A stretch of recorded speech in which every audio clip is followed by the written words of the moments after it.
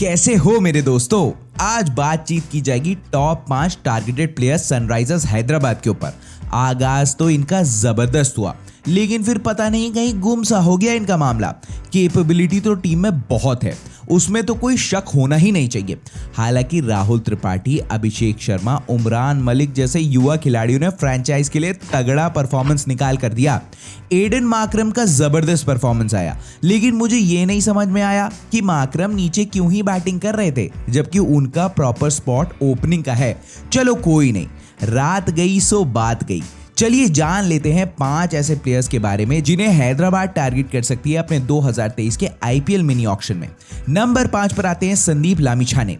अब हैदराबाद के हाथ T20 फॉर्मेट का तुरुप का इक्का था राशिद खान, जो अपनी फिरकी से पहले जाल बुनता था बड़े से बड़े बैट्समैन के लिए। आपने उनको जाने दिया, चलो कोई बात नहीं, लेकिन आप नेपाली बॉलर संदीप लामिछाने को टारगेट कर सकते हो। अब लेग ब्रेक बॉलर है संदीप और गुगली बढ़िया डालते हैं। एक्सपीरियंस भी संदीप भैया को T20 लीग्स में खेलकर बढ़िया हो गया है। अब दिल्ली कैपिटल से इन्होंने अपने आईपीएल करियर का आगाज किया था, फिर अब तो Big Bash League, Caribbean Premier League, Afghanistan Premier League, Bangladesh, Pakistan हर जगह ही खेल रहे हैं। ये ना केवल राशिद का गैप भर सकते हैं, बल्कि मिडिल ओवर्स में विकेट्स और क्रूशल ब्रेक थ्रूज आपको दे सकते हैं। आप कुछ खिलाड़ियों को रिलीज करके कुछ स्पेसिफिक टारगेट कर सकते हैं प्लेयर्स में। इनमें ये इंपॉर्टेंट होंगे। अगर आप स्लोमो में देखोगे ना, तो राशिद खान जैसा ही एक्शन थोड़ा सा इनका भी है। फ्लाइट अच्छी कराते हैं, हालांकि इनकी गेंद पड़ने के बाद अंदर को तुरंत आती है, जो बैट्समैन को ट्रबल में डालती है। फ्लाइट भी अच्छा करते हैं, लेकिन वो तेजी से जो बॉल इनकी अंदर आती है ना, वही इनकी विकेट टेकिंग बॉल है। इंडियन पिचेस में अब जैसे एक्सपीरियंस हो गया है इनको, तो हैदराबाद के लिए बहुत फायदेमंद डील हो सकती है ये। नंबर 4 पर आएंगे यहाँ पर यश धूल। एक अच्छी बात थी सीजन 15 में हैदराबाद के लिए, जितने भी young talented fire brand Indian players थे ना, सबका बहुत अच्छा परफॉर्मेंस निकला। अभिषेक शर्मा, राहुल त्रिपाठी, उमरान मलिक क्लासिक एग्जाम्पल हैं। तो यहाँ पे यश धूल बहुत अच्छा टारगेट हो सकते हैं हैदराबाद सेटअप के लिए। यश ने अंडर 19 वर्ल्ड कप में इंडियन टीम का नेतृत्व भी किया है। प्रॉमिसिंग खिलाड़ी है जो बैटिंग में जबरदस्त कंट्रीब्यूशन कर सकते हैं। रणजी में दिल्ली को रिप्रेजेंट कर रहे हैं। यश ने 3 फर्स्ट क्लास मैचेस खेले हैं, जिसमें से उन्होंने 3 मैचेस में 479 रन ठोके हैं। 119.75 के एवरेज से तो रन ही मार दिए। 200 रन नाबाद का स्कोर भी है उसमें, और अंडर 19 सेटअप में 8 मैचेस में 281 रन है, 46.83 के एवरेज के साथ। टॉप स्कोर 110 का है, तो दम तो है। अगर आप इनको स्क्वाड का हिस्सा बनाते हो तो ग्रूमिंग भी इनकी चलती रहेगी, और ये अपना धीरे धीरे काम भी करते रहेंगे। आपकी पॉकेट में भी ऐसा मामला नहीं होगा कि जो आप अफोर्ड ही नहीं कर सकते हो। एक हैंडी बैट्समैन है और आपकी स्क्वाड का हिस्सा बन सकते हैं, क्योंकि इंडियन अनकैप्ड जबरदस्त टैलेंट है धूल। आप बताइए फिर कैसी चॉइस रहेंगे यश धूल? कमेंट बॉक्स पर बातचीत करी जाएगी इस पर। आइए फिर नंबर 3 की तरफ चला जाए।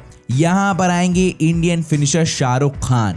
अब इनकी रेपुटेशन काफी है यारो, लेकिन पंजाब किंग्स के लिए इनका परफॉर्मेंस आके ही नहीं दिया। चलो कोई बात नहीं, लेकिन कैपेबिलिटी भरपूर है इनके पास। आपको आजकल मिडिल ऑर्डर में ऐसे बल्लेबाजों की दरकार है जो आपको किसी भी समय किसी भी सिचुएशन में रन्स बना के दे सकते हैं। पावर पैक्ड स्किल्स है इनके पास। अब ऊपर से अच्छे रन्स बनेंगे तो ये अपने नेचुरल अंदाज में ही बैटिंग करेंगे, जहां शायद ये लैग कर रहे थे। पंजाब में इनका भी बैटिंग ऑर्डर चेंज ही हो रहा था। वैसे भी ये 2-3 फ्रेंचाइज की आंखों का तारा बने हुए हैं अभी भी। मैं तो इन्हें मिडिल ऑर्डर में ही देखना चाहूंगा अगर सनराइजर्स टारगेट करे इनको अपनी टीम के लिए। एक सीजन से आप पूरी तरीके से किसी को भी ये नहीं कह सकते कि कैपेबिलिटी है ही नहीं भैया इसके पास। इंडियन लिस्ट के कोटे में बढ़िया बल्लेबाज हैं और हैदराबाद इनको टारगेट करने की जरूर सोच सकती है। नंबर 2 पर आएंगे दसुन शनका। जी हाँ, श्रीलंकन लिमिटेड ओवर फिक्सचर्स के कप्तान। T20 फॉर्मेट में यह बहुत जरूरी होता है कि आप डेथ ओवर्स में कैसे बैटिंग करते हैं। मैच बनाया और बिगाड़ा भी यहीं से जाता है। तो यहां पर शनका स्पेशलिस्ट हैं इस टास्क को पूरा करने के लिए।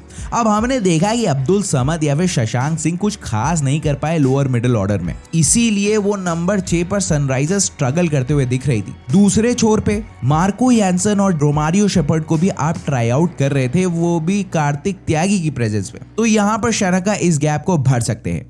नंबर 6 पर बैटिंग धुआंधार कर सकते हैं। बॉलिंग में भी आपको कुछ हैंडी ब्रेक थ्रूज देकर जा सकते हैं। फॉर्म में भी झाम फाड़ हैं। हालांकि 2-3 फ्रेंचाइजीज लगी रहेंगी इनके पीछे भी, लेकिन अगर सनराइजर्स से डील सेट हो गई तो फिर प्लेइंग 11 का तो हिस्सा रहेंगे ही ये बात तो श्योर शॉट है।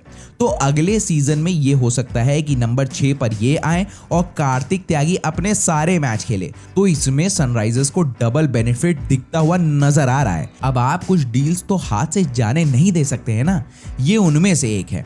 वैसे भी सनराइजर्स काफी सारे प्लेयर्स को रिलीज करने का मन बना रही होगी। रोमारियो शेफर्ड और मार्को यानसन को हटा के इनको लाइए तो 2 फॉरेन स्लॉट के बदले 1 शनका आपको मिल जाएंगे। फायदा ही फायदा। इससे आप एक फॉरेन स्लॉट को देख सकते हैं और क्या पता ऊपर खिलाने के लिए सोच सकते हैं, या फिर क्या पता कप्तान भी हो सकता है वो। नंबर 1 पर चलते हैं, ये होंगे पॉल स्टर्लिंग। अब हमने देखा कि कितना स्ट्रगल किया केन विलियमसन ने आईपीएल सीजन 2022 में, और लगातार 2 सीजन से ये परफॉर्मेंस आ रही है उनकी। ऐसे में टीम में छोड़िए, T20 फॉर्मेट में उनके लिए क्वेश्चंस रेज हो रहे हैं, ऑफेंड होने की बात कोई नहीं है। इस गैप को तो पॉल स्टर्लिंग पूरी तरीके से भर सकते हैं। ताबड़तोड़ बल्लेबाज हैं और T20 फॉर्मेट में तेज बैटिंग करने के लिए जाने जाते हैं।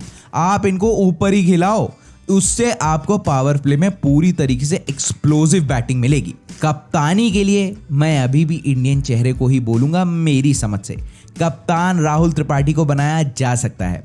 पॉल स्टर्लिंग के पास एक प्रूवन ट्रैक रिकॉर्ड है। केन का एक अच्छा रिप्लेसमेंट बैटिंग ऑर्डर में ये हो सकते हैं। आयरिश बल्लेबाज एक बैटिंग ऑलराउंडर भी हैं, तो यूटिलिटी टॉप ऑर्डर में इनकी अच्छी आ सकती है। मेरे दिमाग में हालांकि एक और ऑप्शन था, वो था स्टीव स्मिथ का, लेकिन T20 फॉर्मेट में उन्होंने भी बहुत रौला काट के दिया नहीं है, तो ये देखने वाली बात होगी। आप कमेंट बॉक्स पर अपनी राय बताना मुझे, क्योंकि अगर केन विलियमसन कप्तान नहीं रहते तो शायद हैदराबाद मैनेजमेंट उन्हें रिलीज करने के बारे में सोच सकता है, और ओपनिंग तो बिल्कुल भी नहीं करनी चाहिए क्योंकि वो उनका स्लॉट ही नहीं है। इसलिए स्टर्लिंग को टारगेटेड लिस्ट में हमने फीचर किया है, क्योंकि वो एक नेचुरल हार्ड हिटिंग ओपनिंग बल्लेबाज है, और आपको T20 फॉर्मेट में वो 5 से 6 ओवर्स बहुत टैक्टिकल वे में चाहिए होते हैं ताकि आप मैच को आगे बना पाएं। तो ये थी हमारी 5 टारगेटेड प्लेयर्स की लिस्ट। अब आपने अपने 5 प्लेयर्स का नाम बताना है मुझे। अब मुझसे कुछ भी छूटा होगा ना तो पहली फुर्सत में माफ कर देना, निपटाना बिल्कुल भी नहीं यारो मुझे। ज्ञान बांटने से ही बढ़ता है, अपने पास रखने से कतई नहीं। तो कैसी लगी वीडियो बंधुओं? अच्छी लगी हो तो लाइक और शेयर करना आपको ही करना होगा, और थोड़ी ना करेगा कोई आकर। चैनल पर नए हो तो सब्सक्राइब करके जाइएगा जरूर दोस्तों, अच्छा सा माना जाता है उसे। बेल आइकॉन को तड़ से दबा दीजिएगा ताकि जैसे ही हम वीडियो डालें वैसे ही फट से आपको मिल जाए, वरना वीडियो नहीं आती है आपके पास मित्रों, फिर मुझे बहुत बुरा सा लग जाता है। सुविधा अनुसार वीडियो देखिएगा, अपना और अपने घर वालों का बहुत ज्यादा ध्यान दीजिएगा।